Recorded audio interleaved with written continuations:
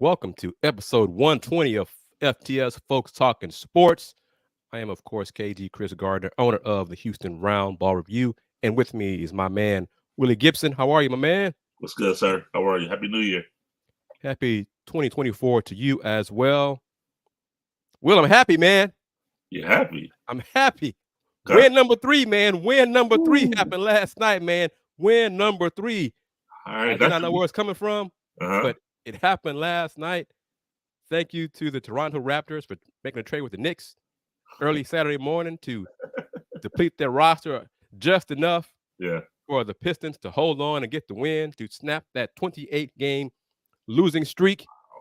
And Tony M., if you're watching, any Rocket fans watching right now, don't worry.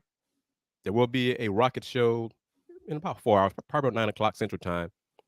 And I'm going to be talking to y'all about my team going on a 2-game winning streak after they win tomorrow in Houston, defeating the Rockets. I was about to say, I'm about to be messy. When's number 4 coming? Because I knew that. When number 4 is coming tomorrow in H-Town, we'll see how the magic number will, apparently, I mean, it's weird.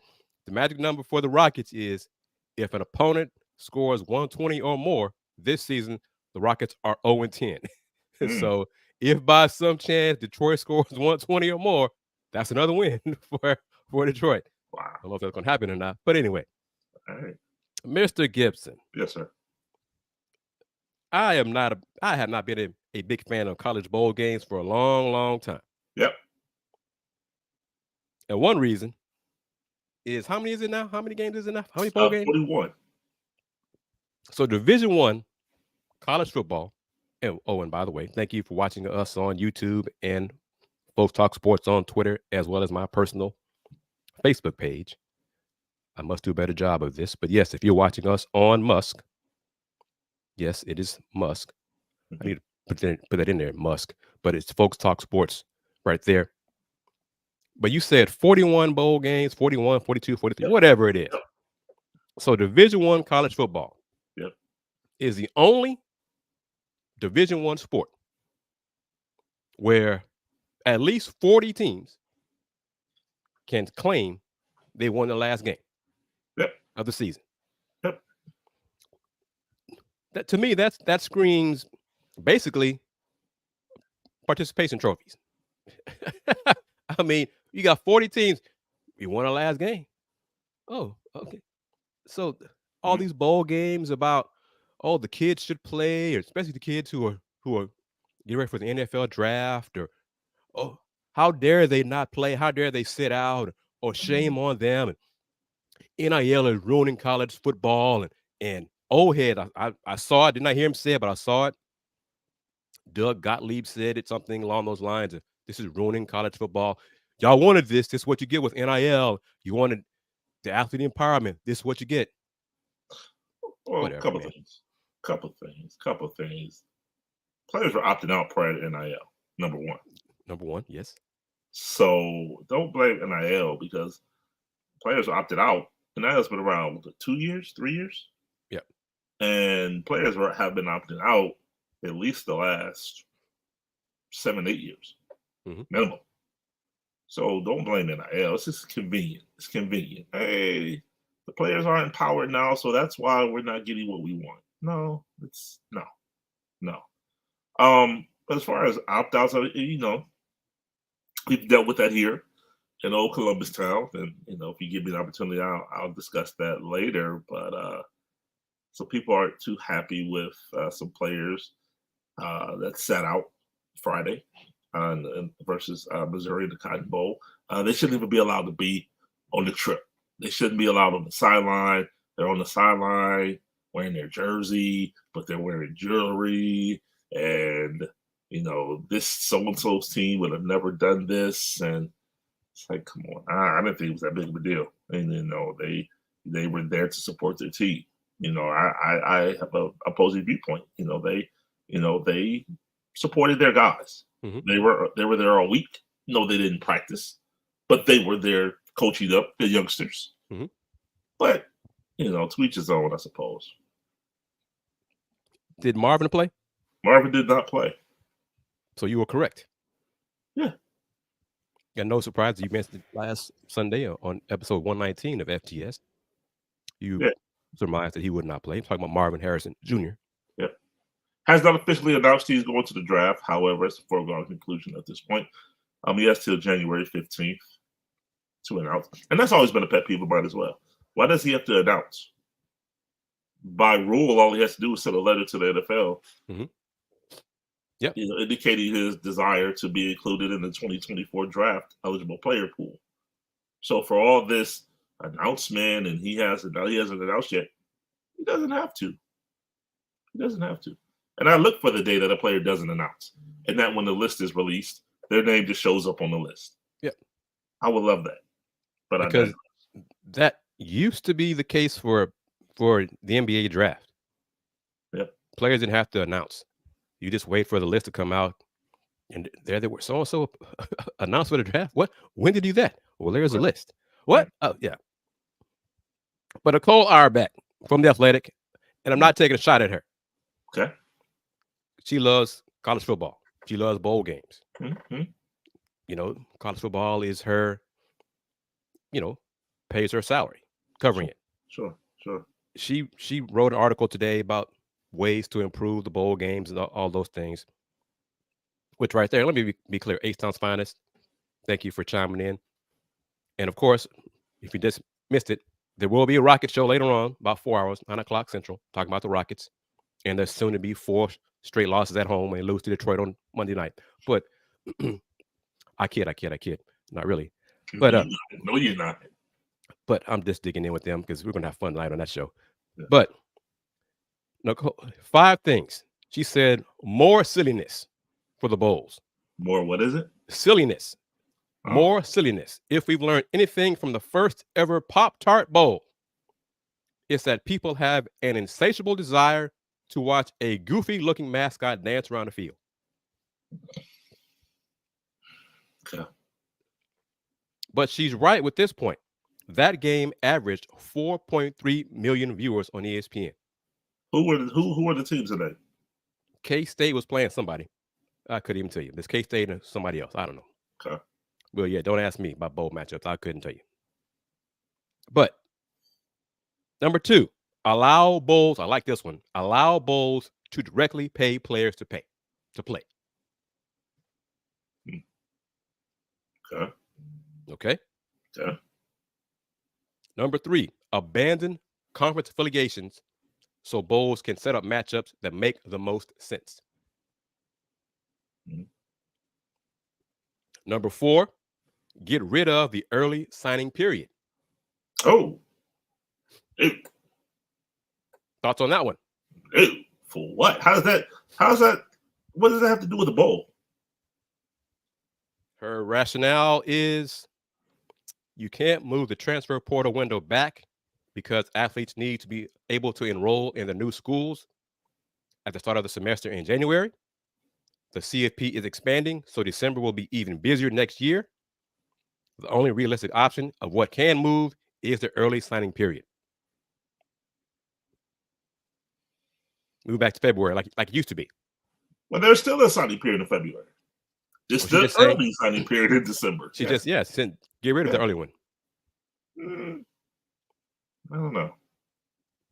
And then last one, reframe the way we talk about college football and the way we celebrate the sport in the 12-team CFP era. We need to stop framing everything as national championship or bust.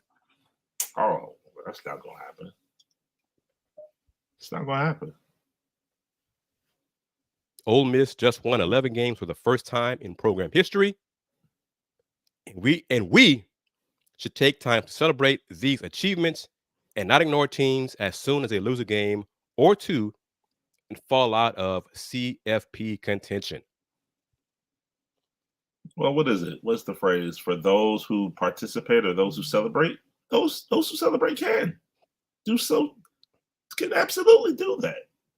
But don't say it has to be a blanket across the board for everyone else. I mean, those that want to celebrate Ole Miss winning 11 games for the first time in program history, please do so. And she writes, this needs to be a collective effort from pundits to fans to coaches and administrators. So wait a minute. She has the platform to do so. Did she celebrate Ole Miss winning 11 games for the first time in program history? She might have. I know she loves I, college I football. mean, Yeah. again, I'm not taking a shot either, but Yeah. no, I mean, you have the platform. But here we go. This part here, toward the end of our article. We don't need to worry about the feelings of bowl and TV execs. We can and should enjoy what non-CFP bowl games have become. Exhibitions for what they are, because we won't have college football for 8 months. Again, I think college football.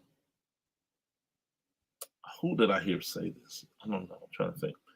But outside of the CFP, college football is a niche sport. It's regionalized. It's Midwest. It's West. It's East. It's South.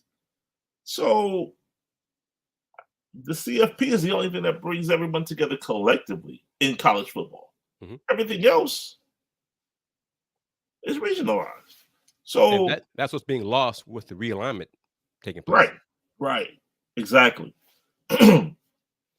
So I don't know, man. I mean, I appreciate her opinion, and that's fine. I disagree with some of those, but yeah, to say, you know, for those that choose to celebrate Ole Miss, or for that matter, whomever else. I mean, you talk about the bowl game. What was it? James Madison. Mm-hmm. They went to the Military Bowl, I believe. Their coach had already left for Indiana. He got a better job. Mm-hmm. So based on that, the quarterback entered the portal. Based on that, a few other players entered the portal. So now, should we tell that coach he shouldn't take that job until after he coaches his team in the bowl game? Well, it's exhibitions, and this all stems from, I don't know the final score. Mm-hmm. Okay, I know Georgia smacked what was left of Florida State around 63-3. 63-3. And notice what I said, what was left of Florida State, because they had players transfer, players put their name in the draft. And after they got, in their eyes, snubbed, they didn't care. to that point, Florida State and Georgia both had the same number of players missing, 27. See? Georgia had 27 players missing as well. But Georgia cared about it way more than Florida State did. Exactly. And so it's not because they were missing players. They just didn't care. Right. Yeah. Which I think is another issue. There's too many damn bowls. 43 bowls. Will, how many bowl games were there 20 years ago? It's a great question. Maybe, I don't know, 20, 25? But the ones that we care about, way back when, Rose Bowl, Cotton Bowl, Sugar Bowl. Yep. And then you've had offshoots pop up since then. Excuse me 1 second, Chris. I think I'm having an issue real quick. 1 second. Let me see what this is from H-Town's finest.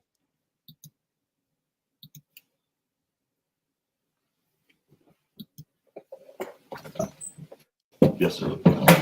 All right. I have a question for the panel. What is the difference between the BCS versus the current format now? To me, it seems that no matter what format the NCAA uses, computers or people, the fans, won't be happy. What the committee, the football committee, supposedly goes through their criteria, similar to what the basketball committee does in terms of beyond the eye test. They go through numbers and they crunch numbers and they try to put together the top 4 teams for the CFP Invitational, because that's what it is, an invitational. You got 4 spots for the Invitational, but used to be 5 power conferences. So somebody's going to be left out regardless, based on how this whole process was created and established, and that people swallowed, thinking this was going to be great from its inception. I mean, wasn't even designed to be that way from its inception. And I've harped on that for years. I stopped really following college football, Division I football, long time ago, way back when the CFP Invitational allowed LSU, either LSU or Alabama, whatever one, that did not win their own division of the conference championship, the conference, did not win their division of their conference to be one of the 4 teams in the Invitational. And they spun it and sold that as, oh, we never said you had to win your division, win your conference. Just have to be one of the 4 best teams in the country, in our opinion. Okay, that makes sense then. Sounds good. Let me spend my money. How much money you want me? Come on, folks. Come on. It's college football, Division I college football. They just steal money left and right. That's just what it is. It's the number 2 most popular sport in America behind the NFL football. People eat, live, die, sleep football. They have a monopoly on the ratings. Salute to them. They have found a way to tap in to make people believe that they cannot live without football. That they cannot live without seeing the Pop-Tart Bowl between K-State, and K-State may have been, I don't know, the 4th ranked team in the Big 12 this year. I don't know, 4th, 5th, whatever. And whoever they played in the Pop-Tart Bowl, millions of folks watched the Pop-Tart Bowl between 2 teams that were not the best in their respective conference. But hey, it's college football. They have an edible mascot. Let's watch this game. I stopped living my life like that years ago. And clearly I'm in the minority because, like I said, millions of folks love football, love watching these bowl games, love watching games where players, the best players, don't play anymore, and all of this. Y'all do you. You keep doing you, and I'll keep talking about it here on FTS and other shows. But college football is a popularity contest. It's more of the eye test. And as Coach Prime said himself, when Stephen A. Smith brought it up, to further H-Town Spiner's point, Stephen A. said days after the committee did not pick Florida State as one of the 4 teams to participate in this year's Invitational, Stephen A. said, now, if Coach Prime were head coach at Florida State, the committee would have picked Florida State because of Coach Prime and the eyeballs he would generate, the ratings. So what does that say right there? And Coach Prime echoed it. Oh, come on now, Seriously. Based on the coach. Nobody questioned that. Nobody questioned that. Oh, he's wrong. Because they know it's true.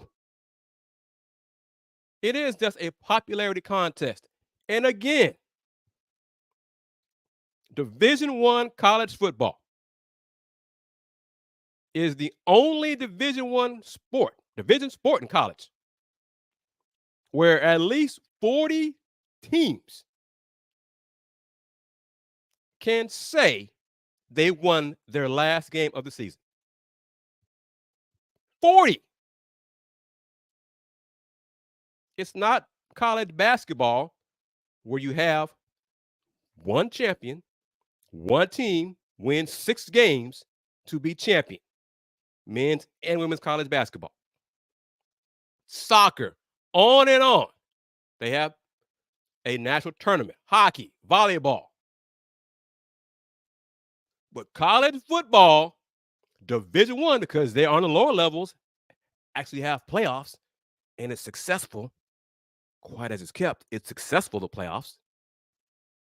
But Division I college football, hey, the fans and the sponsors are going to eat this stuff up, man. Let's get 41, 42, 43, 44 bowl games.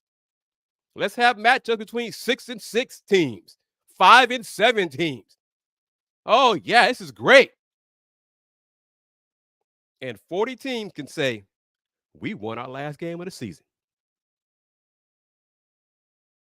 Why are so many people good with that? And why do you have you allowed yourself to be okay with that? 40? No, no other sport in college does that. NFL, playoffs. It's a playoffs. Super Bowl champion. One team wins their last game played of the season. But Division I college football, hey, we won the Pop-Tart Bowl.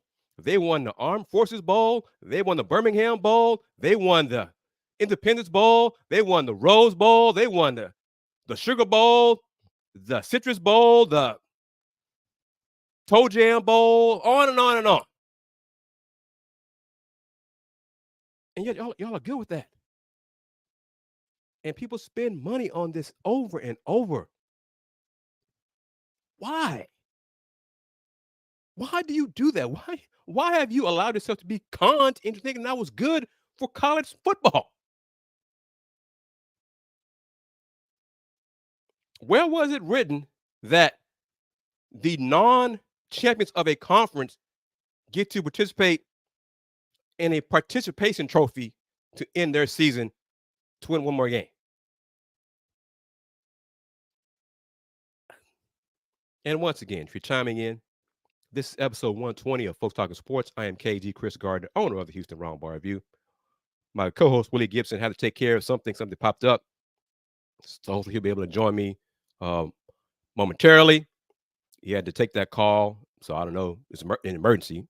So hopefully he'll be able to join me back shortly for this edition of FTS, Folks Talking Sports, streaming on Facebook, YouTube, and Folks Talk Sports on Musk.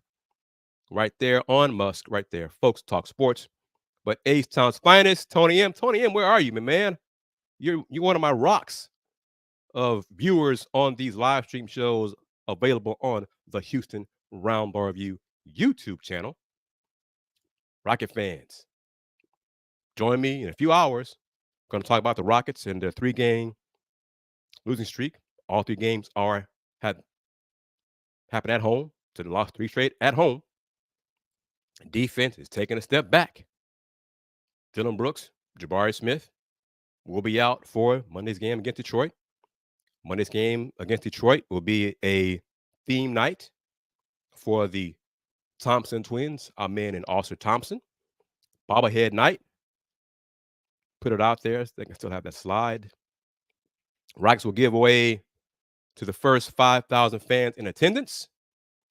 Bobblehead right there. So I don't know if it's going to look like that, but if it'll be a solid base for both twins, I'm not sure. But first 5,000 fans in attendance for Monday's game will receive a bobblehead featuring Amen and Austin Thompson. So very cool right there. I hope, so I'll knock on some wood somewhere around me, I don't know, that they will set a handful aside for the media so I can get one of those as well, because it looks pretty cool. So, hey. And of course, you know me, you follow Houston Roundball Review on all these platforms. I'm a Detroit Pistons fan, been one for 36 years. Wow, 37 years. They won 1 in a row. They snapped their losing streak at 28. So it's all good neighborhood. So I did not catch. What did the coach say today? I've been in college basketball mode from yesterday's long day over at UH men's and women's basketball. Which women lost 79-71 in their first Big 12 game against Texas Tech. Post-game comments from Coach Hugh and Coach Gerlich from Tech.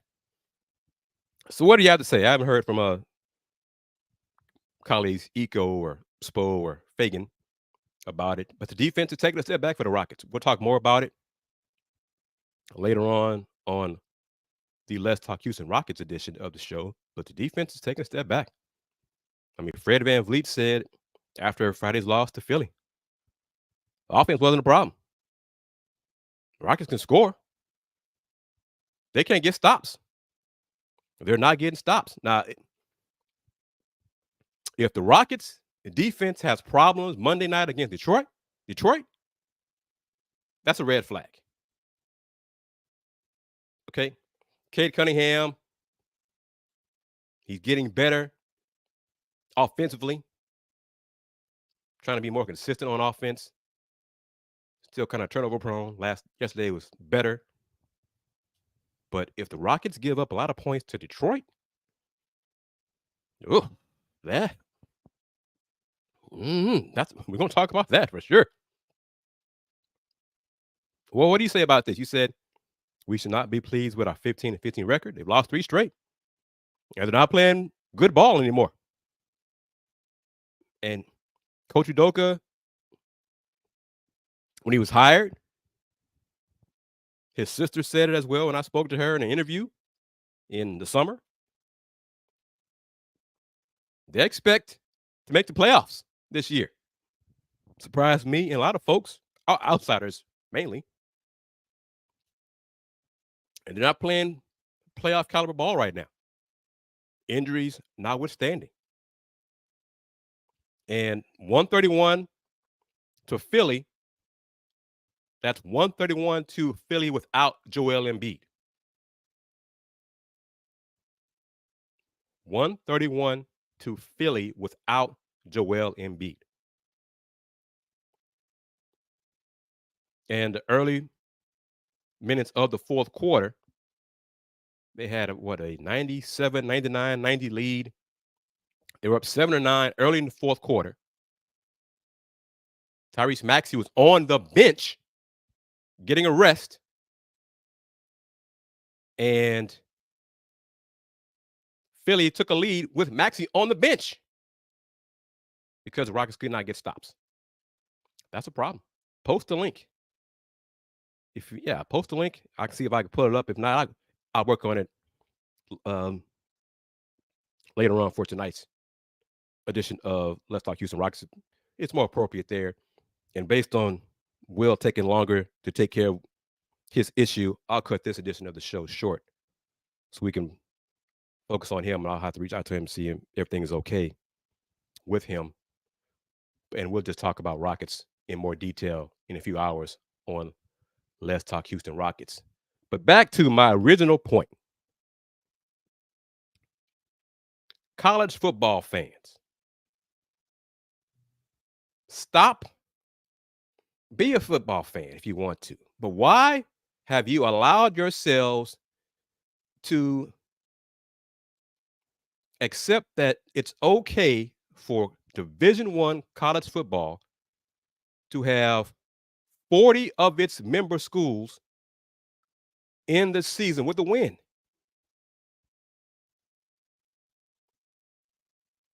40, if not more. It might be 41, 42, 43. All these extra bowl games, they're just money grabs. That's all they are.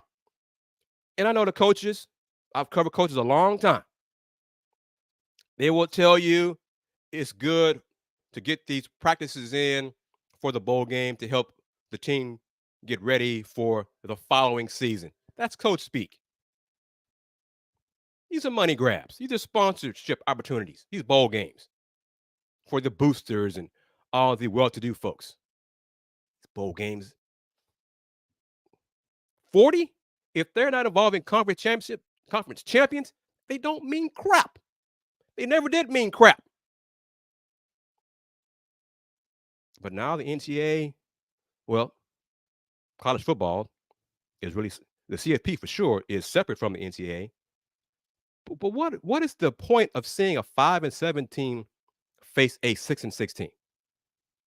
Or 2 6-6 teams square off? Who cares? Why is it a big deal? It's a win-win for the money, folks. That's who it's a win-win for. But if you lose that bowl game, you forget you even played in it. You know what the press release will be for the following season? They'll focus on the regular season record. Won't even acknowledge the bowl. But if you win it, like the head coach who's no longer at Houston, the former head coach at Houston, hey, I'm the only coach in Houston history to win 2 straight bowl games and 20 wins back to back, total in 2 seasons. Birmingham Bowl and the Independence Bowl. And he hung his hat on that, winning the Birmingham Bowl and the Independence Bowl. Whoop-de-damn-do. And UH marketed that like it was some major accomplishment. That's how low the bar had fallen. Think about that. That's what these 6-6 bowl games present and allow teams to do. We want to reward our players a bowl opportunity to go to another city, go all on and on. They were 5-7. They were 6-6. So we are awarding mediocrity, or if you're 5-7, we are awarding less than mediocrity. And want our fans and alums and boosters to spend money to travel to said bowl. Anyhow, gonna cut this one short. H-Town's finest. I'll look for Coach Udoka's comments. But Rocket fans, 9 o'clock Central, maybe 8:30. Get ready. Because I'm in a good mood now. I mean, because the Pistons have won a game. They've won 3 now. They're not on a losing streak. I don't think they're going to win tomorrow against the Rockets. And I'm almost like, they better not beat the Rockets tomorrow. But boy, if they do, man, boy, if they do, that'll be good from a Piston point of view. But from a Rocket perspective, ooh, because the rest of the Rockets games this week, Brooklyn, Minnesota, and Milwaukee. Man, Brooklyn can score points. Minnesota and Milwaukee are very good. Dare I say, like I said, I am not. The fan in me would pick Detroit to win Monday. But the objective media person, the Rockets will win Monday night over the Pistons. But my goodness, if the Rockets lose Monday to Detroit, Brooklyn, and then Minnesota and the Bucks on back-to-back, whoo, boy, this 7-game homestand could be a disaster. So, yeah, I can see why Coach Udoka will be upset. The team being at 500 now. Yeah, that's a problem. But we'll talk about it. Dr. Cavill, thank you for chiming in, Doc. You know how I feel about college bowls and all the excess college bowls and all of that. But Dr. Cavill is the dean of HBCU sports and part of the original, one of the OGs for podcasting, one of the trio, the KG, Fifth Ward Wildcat, and Doc podcast from a few years ago.